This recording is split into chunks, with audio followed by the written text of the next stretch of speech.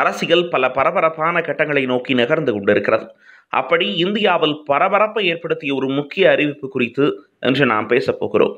நீண்ட காலமாக மக்களின் கோரிக்கையாக இருந்த சாதிவாரி கணக்கெடுப்பை எடுக்க முடியாது என்று மேடைக்கு மேடை பேசிய மத்திய பாஜக அரசு அடுத்த மக்கள் தொகை கணக்கெடுப்புடன் சாதிவாரி கணக்கெடுப்பையும் நடத்தப் போவதாக அறிவித்திருக்கிறது. இது பல கட்சிகளுக்கு மகிழ்ச்சியை ஏற்படுத்தினாலும் இதை வைத்து அரசியல் செய்து வந்த சில கட்சிகளுக்கு பேரிடியாக அமைந்துள்ளது. சாதிவாரி கணக்கெடுப்பு எதற்காக? இதனால் என்ன மாற்றம் வரும்? இந்தியாவின் சமூக அரசியல் நிலைமைக்கு இது என்ன பாதிப்பை ஏற்படுத்தும்? வாருங்கள் விரிவாக பார்க்கலாம். பஹல்காம் தாக்குதல் குறித்து நாடே வருந்திக் கொண்டிருக்கும் வேளையில் பீகார் தேர்தல் பிரச்சாரத்தில் பிரதமர் மோடி பங்கேற்றதை எதிர்க்கட்சிகள் கடுமையாக விமர்சித்திருந்தன. பாகிஸ்தானுக்கு எதிராக பரபரப்பான நடவடிக்கைகள், போர் சூழ்நிலை குறித்த விவாதங்களை ஏற்படுத்தியிருந்த நிலையில் அனைவரின் கவனத்தையும் சாதிவாரி கணக்கெடுப்பை நோக்கி திருப்பியுள்ளது மத்திய பாஜக அரசு. விரைவில் பீகார் தேர்தல் அறிவிக்கப்பட உள்ளது. இதற்கான பணிகளை பாஜக செய்ய தொடங்கியுள்ளது. அதில் முக்கியமான ஒன்றாக இந்த அறிவிப்பு இப்போது வெளியாகியுள்ளது. கடந்த ஏப்ரல் 30, 2025 அன்று பிரதமர் நரேந்திர மோடி தலைமையில் டெல்லியில் நடந்த அமைச்சரவை கூட்டத்தில் ஒரு பெரிய முடிவு எடுக்கப்பட்டது. அடுத்த மக்கள் தொகை கணக்கெடுப்புடன் சாதிவாரி கணக்கெடுப்பும் நடத்தப்படும் என்று மத்திய அரசு அறிவித்திருக்கிறது. மத்திய அமைச்சர் அஸ்வினி வைஷ்ணவ் இதை பற்றி பேசும்போது, இந்தியா சுதந்திரம் அடைந்த பிறகு எந்த மக்கள் தொகை கணக்கெடுப்பிலும் சாதி விவரங்கள் சேகரிக்கப்படவில்லை. கடைசியாக 1931 பிரிட்டிஷ் ஆட்சியில் இதுபோல் ஒரு கணக்கெடுப்பு நடந்தது என்று கூறினார். இந்த அறிவிப்பை காங்கிரஸ், திமுக, அதிமுக, பாஜக உள்ளிட்ட பல கட்சிகள் வரவேற்றிருக்கின்றன. ஆனால் சில முக்கிய கேள்விகளும் எழுந்திருக்கின்றன. இந்த கணக்கெடுப்பு எப்போது நடக்கும்? பீகார் தேர்தலுக்காகவா இந்த முடிவு எடுக்கப்பட்டது? வாருங்கள் ஆராய்வோம். சாதிவாரி கணக்கெடுப்பு ஏன் முக்கியம்? சாதிவாரி கணக்கெடுப்பு ஏன் இவ்வளவு பேசப்படுகிறது? பல ஆண்டுகளாக அரசியல் கட்சிகளும் சமூக ஆர்வலர்களும் இதை கோரி வந்திருக்கிறார்கள். இதற்கு முக்கிய காரணங்கள் என்னவென்று பார்க்கலாம். சமூக நீதி. இந்த கணக்கெடுப்பு ஒவ்வொரு சாதியிலும் எத்தனை பேர் இருக்கிறார்கள், கல்வி, வேலை, பொருளாதாரத்தில் அவர்களுக்கு எவ்வளவு பங்கு கிடைக்கிறது என்பதை தெளிவாக காட்டும். சமத்துவமின்மை இருந்தால் அதுவும் வெளிப்படும். இடஒதுக்கீடு. சரியான சாதி புள்ளி விவரங்கள் இருந்தால் இடஒதுக்கீட்டை மிகச்சரியாக அமல்படுத்த முடியும். உதாரணமாக காங்கிரஸ் தலைவர் ராகுல் காந்தி இடஒதுக்கீட்டின் 50% உச்ச வரம்பை நீக்க வேண்டும், தனியார் கல்வி நிறுவனங்களிலும் இடஒதுக்கீடு வேண்டும் என்று கூறியிருக்கிறார். திட்டமிடல்.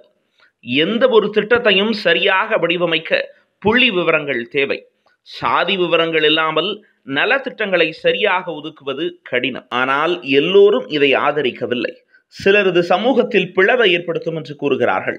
ஆதிக்க சாதியினர், குறிப்பாக இந்துத்துவ அமைப்புகள் இதை விரும்புவதில்லை என்ற கருத்தும் உள்ளது. அரசியல் பின்னணி. இந்த அறிவிப்பு வெளியான நேரம் பலருக்கு சந்தேகத்தை ஏற்படுத்தி இருக்கிறது. காங்கிரஸ் கட்சியின் மூத்த தலைவரும் மக்களவை எதிர்க்கட்சி தலைவருமான ராகுல் காந்தி கடந்த சில ஆண்டுகளாக சாதிவாரி கணக்கெடுப்பு நடத்த வேண்டும் என்று தொடர்ச்சியாக வலியுறுத்தி வருகிறார். 2024 மக்களவை தேர்தல் பிரச்சாரத்தின் போது ஜித்னி ஆபாதி உத்னா ஹக், அதாவது மக்கள் தொகையின் அளவுக்கு உரிமை என்ற முழக்கத்தை முன்வைத்து இடஒதுக்கீட்டின் 50% உச்சவரம்பை நீக்க வேண்டும் என்றும் தனியார் நிறுவனங்களிலும் இடஒதுக்கீடு வேண்டும் என்றும் வாதிட்டார். மேலும் தற்போது மோடி அரசின் இந்த அறிவிப்பை காங்கிரசின் வெற்றி என்று வர்ணித்துள்ளார். திமுக தலைவர் மு.க. ஸ்டாலின் இந்த முடிவை வரவேற்றாலும் கணக்கெடுப்பு எப்போது நடக்கும் என்றும் கேள்வி எழுப்பியிருக்கிறார். மேலும் பீகார் தேர்தல்களில் சமூக நீதி முக்கிய பங்கு வகிக்கும் நிலையில் இது ஒரு அரசியல் உத்தியாக இருக்கலாம் என்று சந்தேகம் எழுப்பியுள்ளார். 1980களில் இருந்து பிற்படுத்தப்பட்ட வகுப்பினரின் உரிமைகளுக்காக போராடி வரும் ராஷ்டிரிய ஜனதா தளம் கட்சியின் தலைவர் லாலு பிரசாத் யாதவ் 2011 SECC தரவுகளை வெளியிட வேண்டும் என்று 2015 மத்திய அரசை வலியுறுத்தி பேரணியை முன்னெடுத்தார். தற்போது வந்துள்ள இந்த அறிவிப்பை சமூகவாதிகளின் வெற்றி என்று வர்ணித்துள்ளார். ஏனென்றால் பாஜக ஒரு காலத்தில் சாதிவாரி கணக்கெடுப்பு மக்களை பிளவுபடுத்தும் என்று எதிர்த்தது. ஆனால் இப்போது இந்த முடிவை எடுத்திருக்கிறது. பாஜகவின் நாராயணன் திருப்பதி எப்போதுமே இடஒதுக்கீட்டை ஆதரித்து வந்தோம், இது ஒரு வெளிப்படையான நடவடிக்கை என்று கூறுகிறார். ஆனால் கணக்கெடுப்புக்கு தெளிவான கால அட்டவணை இல்லை என்பது ஒரு பெரிய கேள்வி. சாதிவாரி கணக்கெடுப்பால் என்ன மாற்றம் வரும்? சாதிவாரி கணக்கெடுப்பு நடந்தால் அது இந்தியாவின் பெரிய மாற்றங்களை ஏற்படுத்தலாம். எப்படி என்று பார்ப்போம். குறிப்பாக சிலர் கணக்கிடுவதன்படி இந்தியாவில் 60% பேர் பிற்படுத்தப்பட்டவர்களாக இருக்கலாம். ஆனால் மத்திய வேலைகளில் அவர்களுக்கு 27% இடஒதுக்கீடு மட்டுமே உள்ளது. இந்த தரவு இதை மாற்ற உதவலாம். இடஒதுக்கீடு வழக்குகளில் நீதிமன்றங்கள் சாதி புள்ளி விவரங்களை கேட்கின்றன. இந்த கணக்கெடுப்பு உறுதியான ஆதாரங்களை அளிக்கும். சமத்துவமின்மைகளை இந்த தரவு வெளிப்படுத்தினால் கல்வி, வேலை, பொருளாதார பகிர்வில் சீர்திருத்தங்கள் வரலாம்.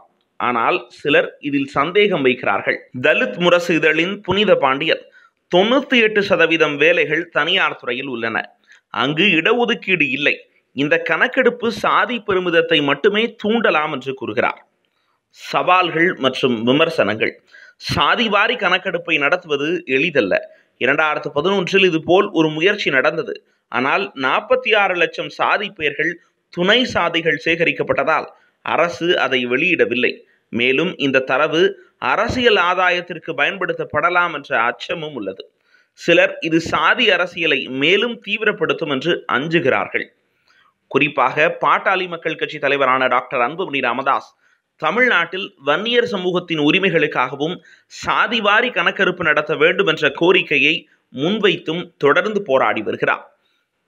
அவரது தந்தை டாக்டர் ராமதாசுடன் இணைந்து இந்த கோரிக்கையை அரசியல் முக்கியத்துவம் பெற செய்தார். தமிழகத்தில் வன்னியர்கள்தான் அதிகம் என்று சொல்லி அரசியல் செய்து வரும் பாமக இந்த தரவுகளை பயன்படுத்தி 10.5% இடஒதுக்கீடு கோரிக்கையினை தீவிரப்படுத்தும் என்று எதிர்பார்க்கப்படுகிறது. அது மட்டுமின்றி சமீப காலமாக சாதி அரசியல் செய்யும் நபர்களை தலைவர்களாக தூக்கி கொண்டாடும் போக்கு அதிகரித்து வருகிறது. கோகுல்ராஜ் கொலை வழக்கில் தண்டிக்கப்பட்ட குற்றவாளியான யுவராஜ் சமீபத்தில் பரோலில் வந்தபோது அவரை சாதியவாதிகள் உற்சாகமாக வரவேற்றது சமூக ஆர்வலர்களிடையே அதிர்ச்சியை ஏற்படுத்தியது.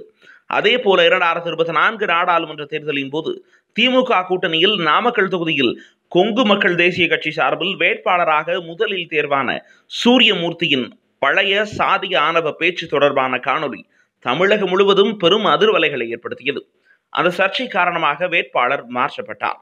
அதேபோல் நடிகரும் தமிழக துணை முதல்வருமான உதயநிதி ஸ்டாலின் நடிப்பில் வெளியான மாமன்னன் படத்தில் வில்லனை மக்கள் ட்ரெண்ட் செய்தது தமிழகத்தின் சில பகுதிகளில் சாதி வரி மக்களிடையே எப்படி ஊறி போயுள்ளது என்பதை பட்டவர்தனமாக காட்டியது.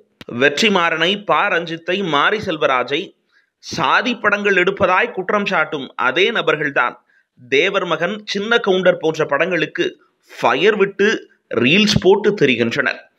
சாதிவாரி கணக்கெடுப்பு ஒரு தைரியமான முடிவு. ஆனால் அதன் வெற்றி செயல்பாட்டை பொறுத்தது. 2021 மக்கள் தொகை கணக்கெடுப்பு கோவிட் காரணமாக தாமதமானது.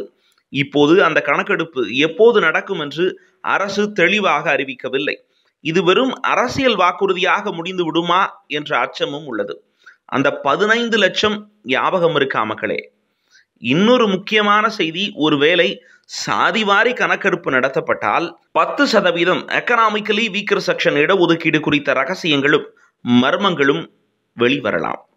இப்போது உங்கள் கருத்தை சொல்லுங்கள். சாதிவாரி கணக்கெடுப்பு சமூக நீதிக்கு ஒரு படியா, இல்லை பிளவை ஏற்படுத்துமா?